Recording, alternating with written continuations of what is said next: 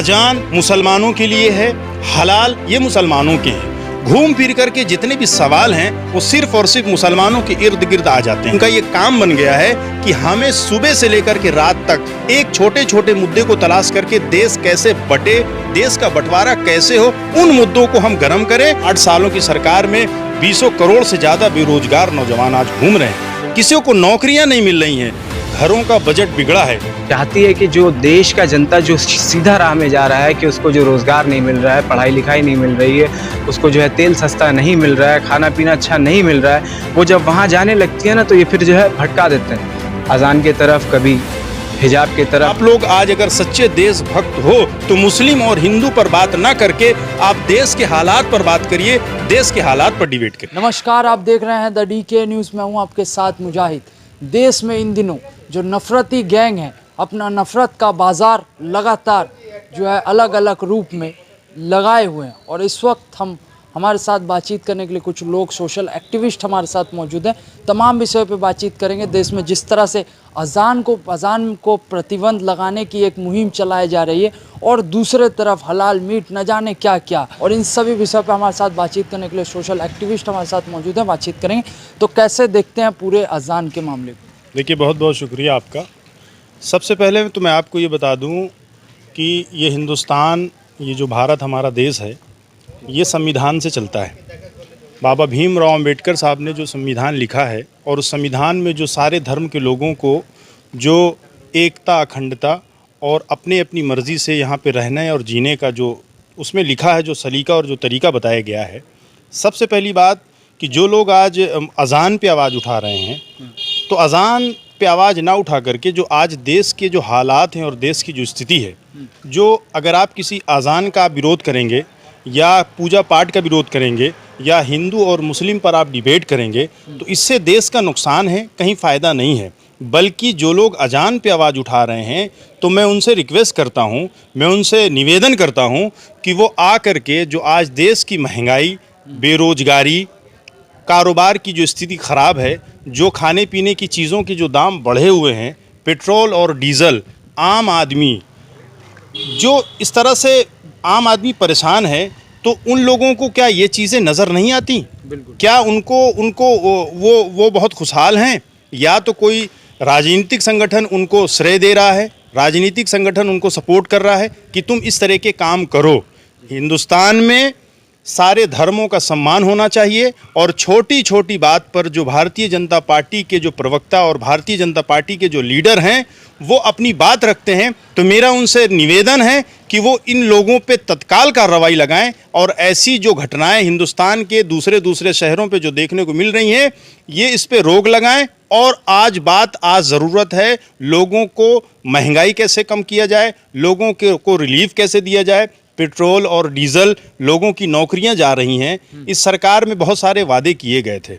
Bharatiya Janata party की जब 2014 के बाद से सरकार केंद्र में आई तो इन्होंने एक आम जनता को बहुत प्रलोभन दिया, बहुत लालच दिया कि आप, हमारी सरकार जब आएगी तो हम तरह तरह के 2 लाख नौकरियां, 2 करोड़ नौकरियां देंगे।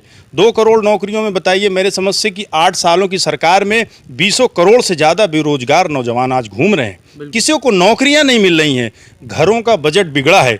तो जो भी इस तरह के सांप्रदायिक बातें करने वाली संगठन हैं, सांप्रदायिक काम करने वाली जो भी टीम जो इस तरह के काम कर रही हैं, मैं उनसे, मेरा निवेदन है सरकार से कि इन पे रोक लगाएं। और उन लोगों को मैं कहना चाहता हूं कि आप लोग आज अगर सच्चे देशभक्त हो तो मुस्लिम और हिंदू पर बात ना करके आप देश के हालात पर बात करिए, देश के हालात पर डिबेट करिए। तो क्या, कैसे, जिस तरह से एक मामला अभी ख़त्म हुआ हलाल फूड का, पहले हलाल फूड फिर उसके बाद अजान, जो लगातार नफरत की राजनीति चल रही है, तो इसको लग रहा है कि आपको सरकार इसके ऊपर कार्रवाई कर रही है सही तरीके से? देखिए, मस्जिद ये मुसलमानों का मामला है, अजान मुसलमानों के लिए है, हलाल ये मुसलमानों के हैं। घूम फिर करके जितने भी सवाल हैं वो सिर्फ और सिर्फ मुसलमानों के इर्द गिर्द आ जाते हैं। जो पूरे हिंदुस्तान में आज सेकुलर, मैं समझता हूं कि 80% लोग यहाँ पे सेकुलर हैं। हिंदुस्तान आज भी सेकुलरिज्म है, आज भी संविधान को मानने वाले लोग हैं। क्योंकि अभी 8 साल बैक का अगर आप चले जाइए तो 8 साल पहले क्या दुनिया बदल नहीं गई थी? यही हिंदुस्तान है जो कांग्रेस पार्टी को, डॉक्टर मनमोहन सिंह जी को, उन्होंने 10 साल तक अपना वोट दे करके, अपना मत दे करके, अपना बहुमत दे करके उन्होंने केंद्र की गद्दी को सौंपा था और वो 10 साल तक इस देश के प्रधानमंत्री रहे। मतलब ये साफ है कि इस देश में सेकुलर लोग हैं, लेकिन उन सेकुलर लोगों को कहीं ना कहीं तोड़ करके कॉम्युनल बनाने की, जो लोगों को, अपने घरों के बच्चों को हम आने वाले फ्यूचर में क्या देंगे। आज एक रोजगार का बेरोजगार जो आदमी है वो सुबह से शाम तक सोचता है कि मैं अपनी रोजी रोटी कैसे कमाऊं, मैं अपने परिवार को कैसे चलाऊं, अपने बच्चों को शिक्षा कैसे दूं। तो क्या लगता है आपको, लाउड स्पीकर से जो अदर कम्युनिटी के लोग हैं उनको हकीकत में दिक्कत होता है?